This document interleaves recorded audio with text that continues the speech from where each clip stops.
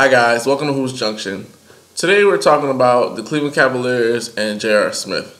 Now, a lot of people wouldn't think the Cleveland Cavaliers have a lot riding on J.R. Smith, but they actually do. Looking at his performance in the finals and how he struggled mostly through the playoffs and then he kind of turned it on late in the finals, the Cleveland Cavaliers really need to consider paying J.R. Smith what he's asking. Now, apparently what he's asking is a jump from $5 million a year to $15 million a year.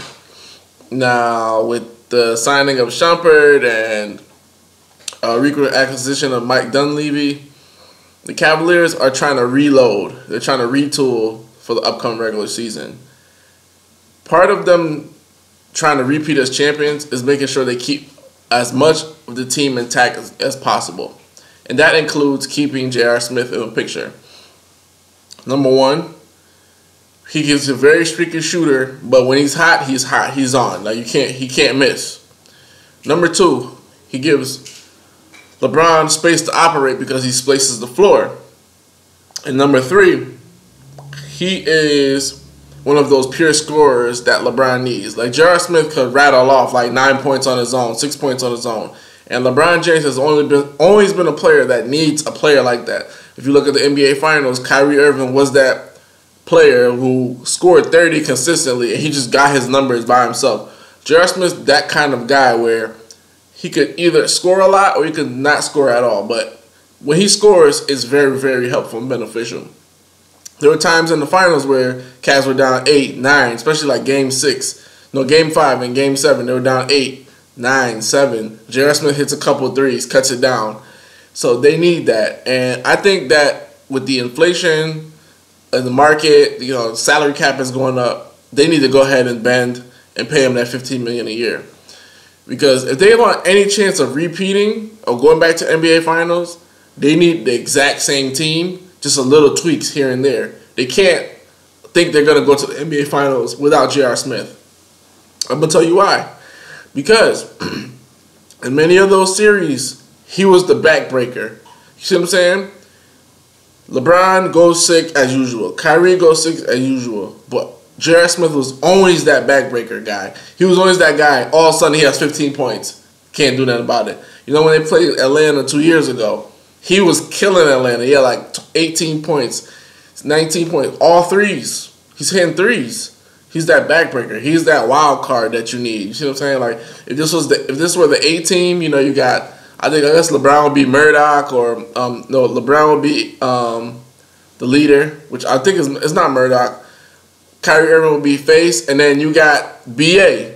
Like BA is that muscle. Like J.R. Smith is that wild card, that wild factor. BA, let's say, or Murdoch. I'm trying to figure out who was the leader, but J.R. Smith is the wild card. He's the wild card. You need a wild card when you have an NBA team.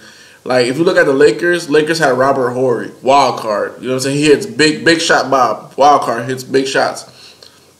If you look at, let's look at any other NBA champion. Dallas Mavericks, Jason Terry was that wild card. Oh, no, Tyson Chandler, wild card. You need a player that any given moment he could do like any random play, random act that could help you win. And that's what J.R. Smith is for the Cleveland Cavaliers, believe it or not. I mean, they already lost Dellavedova. Dellavedova was one of those kind of players where, he could make a couple floaters in the lane, keep you in the... He ran the offense properly. You need to keep as much of your team intact as possible. I hope Cleveland doesn't make this mistake. And this happened. Charles Barkley said, when they went to NBA Finals, people start opening up their own restaurants. They felt successful, yada, yada, yada. Same thing with the Cavs now. Like, a lot of guys are feeling successful. They want more money. Mozgov has moved on, which I don't think was a good idea. But they went and got Birdman.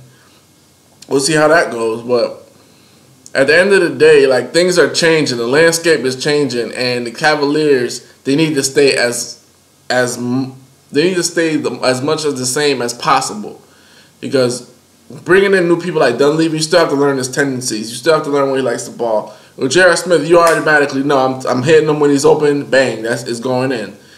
So in the NBA, a knockdown shooter is worth their weight in gold, especially with the way that the floor is spaced nowadays. It's worth their weight in gold. So They need to definitely pay him. And it's kind of crazy because I'm not a big fan of J.R. Smith, but I'm gonna tell you this: when you need that, he's hot, he's hot, he's hot. There's no denying it. He's fuego. See what I'm saying? So you gotta pay him that $15 million, or come to an agreement close to it, $13 million, $12 million, something. 2 years, $12 million, something to that degree. Because without him, they're gonna go. They could go to the NBA Finals. They're not winning. They're not even competing. You know what I'm saying? Like, with him, they could compete.